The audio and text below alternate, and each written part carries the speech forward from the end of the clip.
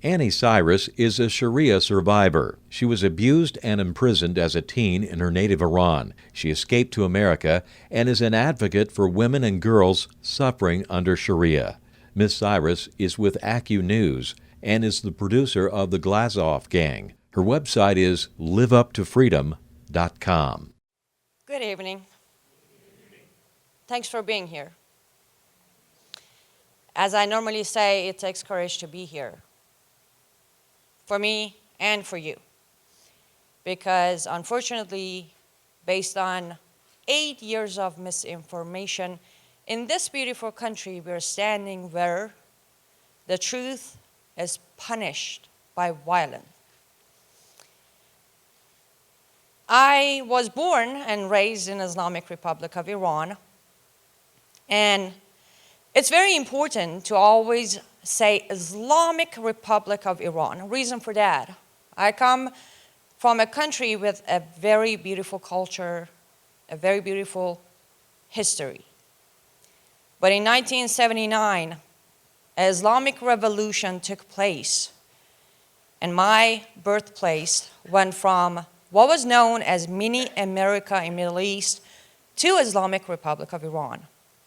Within 90 days, every single right and freedom was taken away from especially women. Within 60 days of the revolution, it was mandatory for every single woman to wear the hijab. Mandatory, not a choice. And it wasn't because back then the former supreme leader of Iran, Ayatollah Khomeini, just wanted to do this. No, it was mandatory because in Quran, it is mandatory. In Quran, it has been mentioned and it has been said, "Oh Muhammad, tell your wives," not wife, wives, "and the believing woman to cover themselves and wear part of their headscarf down to their chests, so they will be known and not be abused." Based on that, if you don't wear the hijab in Islamic countries where Sharia rules, you might be abused, and you are at fault for that. I was born in that country after that revolution, which means I was born into 100% Sharia constitution. And I was also born into an Islamic family. My father was a sheikh, which is a step higher than an imam. And my mother was a teacher of Quran, and also she would teach other women how to be a devoted Muslim woman. I lived the first 15 years of my life in Iran. I escaped. I came legally to America. And as I'm standing here, I am a proud American citizen.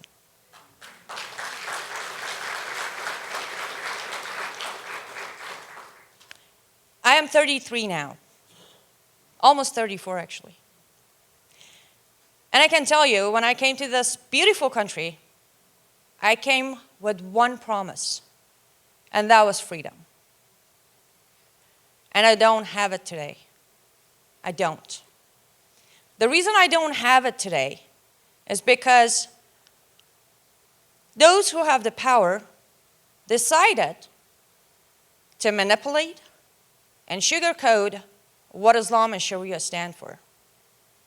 So even though I came to this country to have a better future and to have a family and, grow old, I decided it's time for me to go back to where I ran from, which was Islam and Sharia. Because if I don't come out, and if I don't tell you that at age 9 in my country, they put a white burqa. For those of you who may not know what is a burqa, it's the one that looks pretty much like a trash bag, covers the whole thing, just see the face. They put me on one of those with all other students at my school who turned 9. They took us into a place like here, forgive me, not like a church, a room like here. And there was an imam on a stage, and he went on saying, starting now, under Islam, you're all adult women. Starting tomorrow, you will be responsible for your actions. You will face consequences. You will follow Muhammad, and you will die fighting for Allah. 9 years old, every single one of us. The entire country did that specific day. Any little girl at age 9 went to one of those rooms and was informed that starting right now, she's not a little girl anymore. She's an adult woman. Oh, important part. You also will get married if your father decide for you to get married. If I don't stand here and I tell you, my father decided for me to get married, and he sold me when I was at the end of my 13, getting close to my 14, to a man, and in return he received $50. He received American dollar, and a worth of a month of opium use for his use.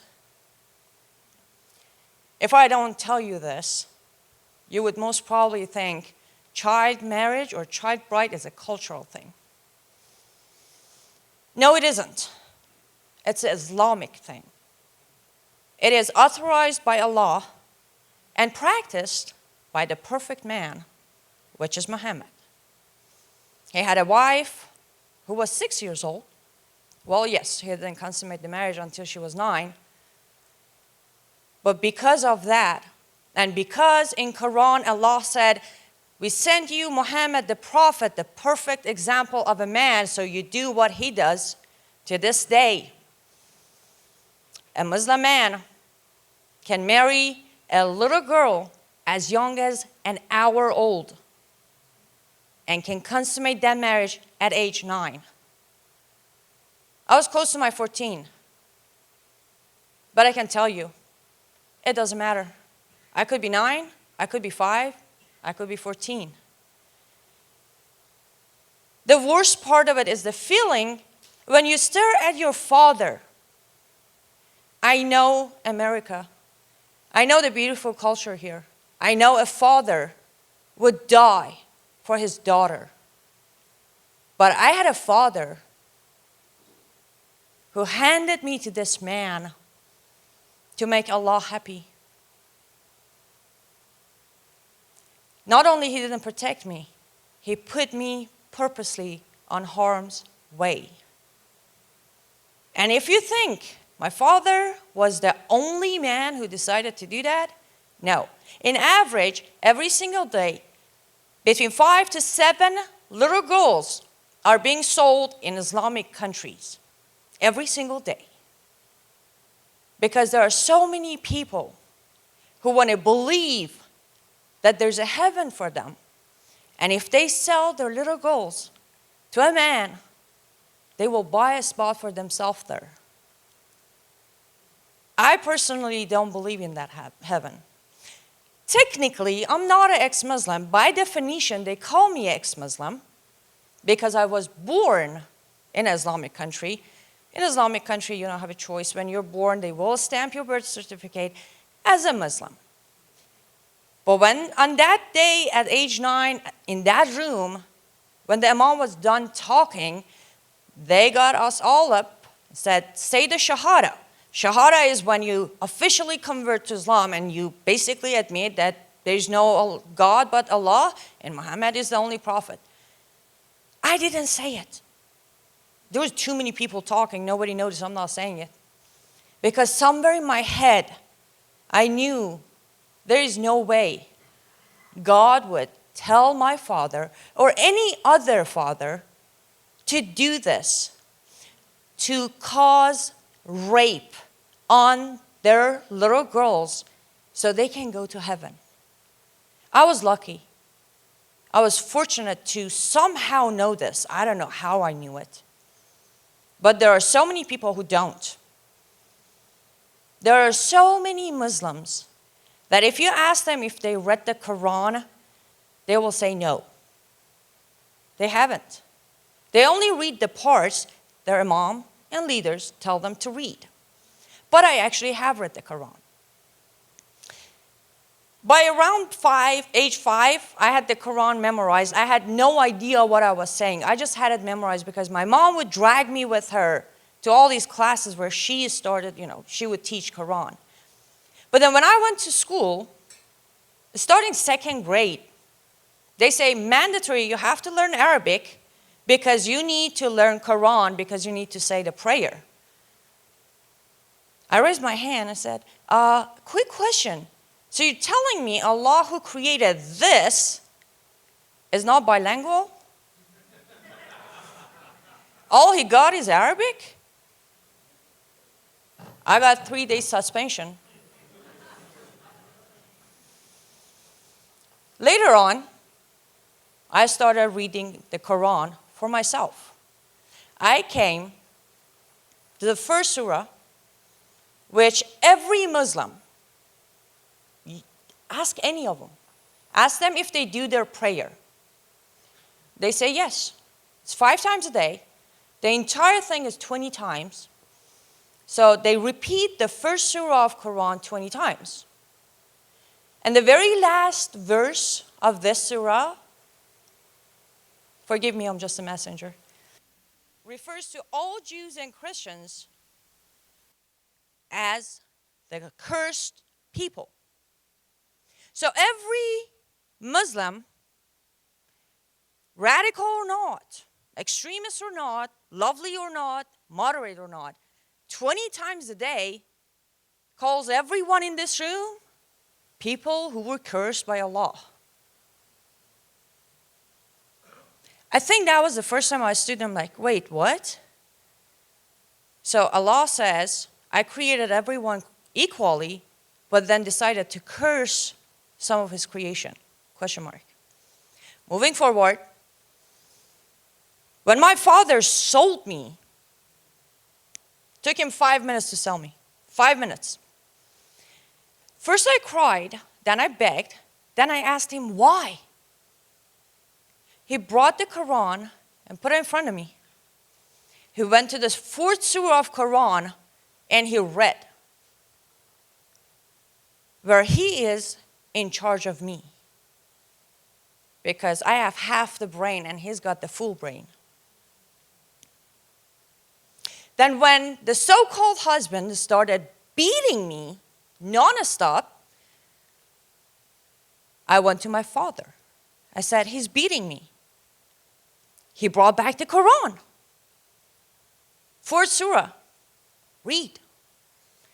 Allah says, if you think, you don't need to have any proof, you just think that your wife is going to disobey you, first warn her, then separate your bed, then beat her until she obeys you. He's not doing anything illegal. Go home. So I kept reading the Quran. The more I read, the more I realized, oh my God, who is this Allah? Everything, every word, every single verse of this book is teaching nothing but hate.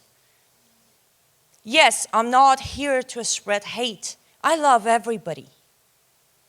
I would say, I think it's fair to say, after what I've been through, and let me just quickly give you a recap. I was put in prison, I was lashed, I was beaten, I was raped, and I was sold to marriage. I think after all that, by age 15, I would have every right to hate everybody. But no, I want to love everybody. But the problem is, how do I love someone who is reading this book, where the book tells him to sell your daughter, to beat your wife, and also, by the ways, just in case if you're not happy with one wife, you can get the second one, third one, hey, get the 4th one. An unlimited rental wife, also known as, sex slaves. How can someone read this book and expect me to love him?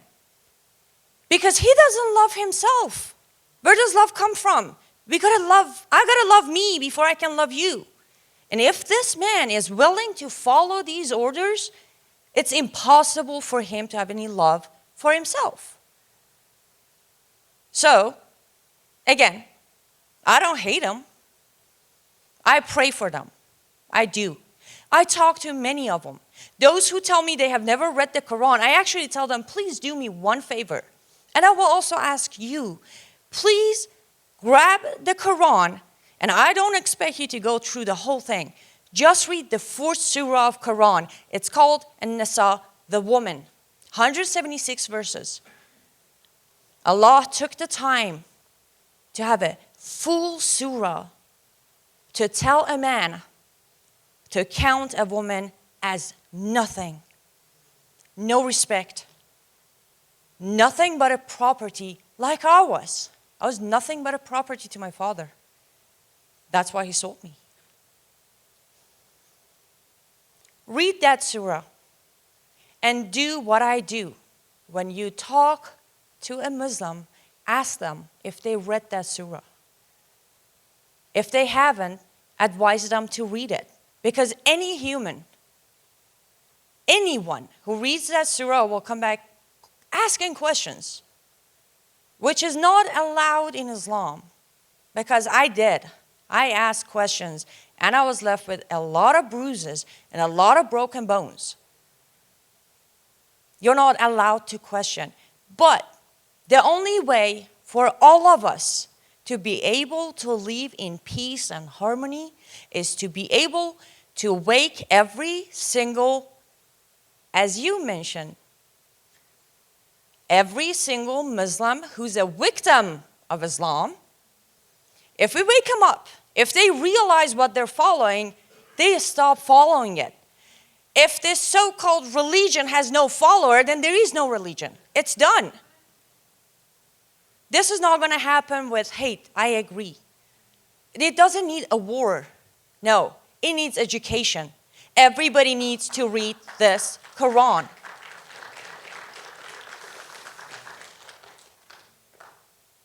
With all of that being said, I will leave you with this. I was very, very fortunate. For the rest of my life, wherever my life goes, I will be grateful that I survived. Even though they broke me into pieces, they shattered me to pieces, I was able to build myself back up and have the opportunity to stand here and give you my life story. But please remember, every single day, there is at least one Anni Cyrus left behind. And when they go to sleep, they always pray that all of us will do something to save them. So as long as we are quiet, we are no answer to their prayers. Please get educated and then start educating other people. Speak out. Love everyone, but speak out. This is a danger, not just for us Americans. This is a danger to human society. And if I know one thing about everyone in this room, you all have your humanity. That's why you're sitting here.